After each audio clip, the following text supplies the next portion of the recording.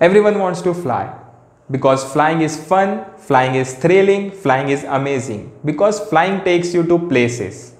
मैं जब एयरक्राफ्ट देखता हूँ तो मेरे माइंड में एक वर्ड आता है, अमेजिंग।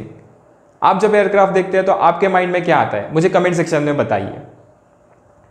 मैं आप तब से नोटिस कर रहे होंगे मैं एक वर्ड बार बार रिपीट करे जा रहा हूँ, फ्लाइंग फ्लाइंग फ्लाइंग फ्लाइंग। वो इसलिए क्योंकि आज का टॉपिक है फ्लाइंग। आज मैं इस वीडियो में आपको बताऊंगा what you do before flying, during flying, after flying and our second route which is Air Force. Welcome to my channel Jet Set Fly. I am Captain Shoaib Sheikh. I am a commercial pilot. This video is part 2 of how to become pilot. मैंने previous video में topics cover किए थे. What education you want for CPL, fitness, exams, computer number. Now let's go ahead with last step of CPL, which is flying.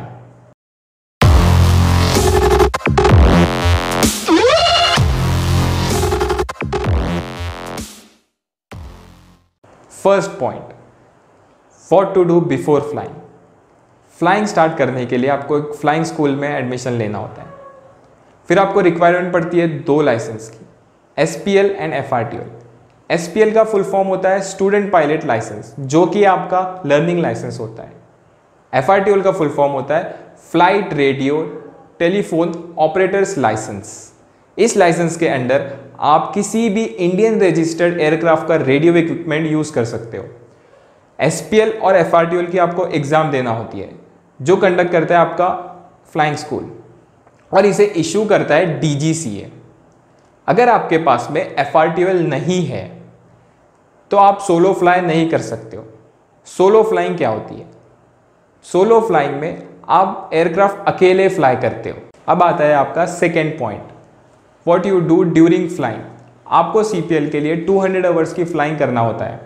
ये flying आप single engine aircraft पे भी कर सकते हो, for example Cessna 172, Cessna 152, DA40, या फिर आप मल्टी इंजन एयरक्राफ्ट पे भी कर सकते हो, फॉर एग्जांपल P68, PA34, टेकनैम, या फिर आप दोनों पे कर सकते हो, 185 आवर्स सिंगल इंजन पे और 15 आवर्स मल्टी इंजन पे। आप आपका CPL सिंगल इंजन पे भी इशू कर सकते हो, मल्टी इंजन कंपलसरी नहीं है, बट अगर आप मल्टी इंजन के साथ इशू करवाते हो तो आपकी अपॉर्चुनिटी बढ़ जाती है। आपको 200 आवर्स में DGCA की रिक्वायरमेंट्स फुलफिल करना होता है, जैसे 100 hours of PIC, general flying test by day, general flying test by night, instrument hours on aircraft and simulator, ELP test. इस पे मैं स्पेशल वीडियो बनाऊंगा जिसमें मैं आपको इसकी डिटेल इंफॉर्मेशन दूंगा। फिर आता है आपका Morse code test, IR test, cross country by day, cross country by night, 200 flying hours का एक प्रॉपर सिलेबस होता है। मैं ट्राई करूंगा कि इस पे एक वीडियो बनाऊं। अब आता है आपका third point, what to do after flying. After completing flying, you have to submit your documents, which is your flying record to DGCA. DGCA में आप जब डॉक्यूमेंट सबमिट करते हो तब आपको मिलता है चालान नंबर। फिर DGCA आपके डॉक्यूमेंट्स वेरीफाई करता है और आपको 1 और 2 मंथ्स के बाद में CPL इशू करता है। CPL इशू होने के बाद में आप एयरलाइन में अप्लाई कर सकते हो, या फिर आप फ्लाइंग इंस्ट्रक्टर बन सकते हो, या फिर आप चार्टर्स में जा सकते हो।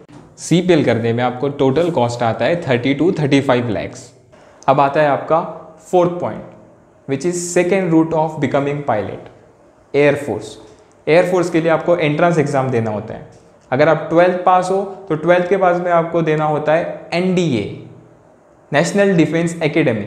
इसकी एज लिमिट है 16 to 19।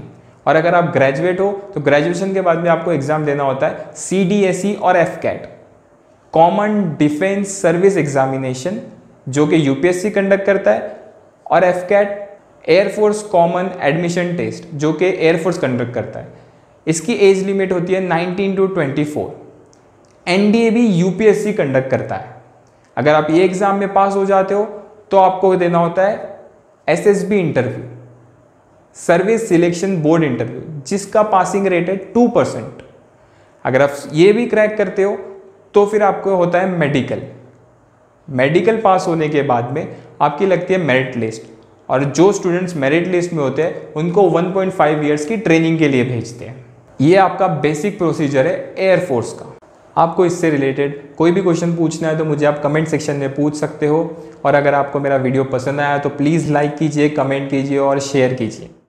ऐसी एविएशन रिलेटेड इन्फॉर्मेशन के लिए मेरे चैनल को आप सब्सक्राइब कीजिए, इससे मुझे मोटिवेशन मिलता है। और बेल आइकन भी दबाएं, इससे आप ट्यून रहोगे और आपको मेरे चैनल की अपडेट्स मिलती रहेंगी। We already took a webinar on how to become pilot and we are planning for another one. For the update of this webinar, you can stay connected with JetSetFly. You can find us on Instagram as well as Facebook. The link is given in the description. तो मिलते हैं next video में।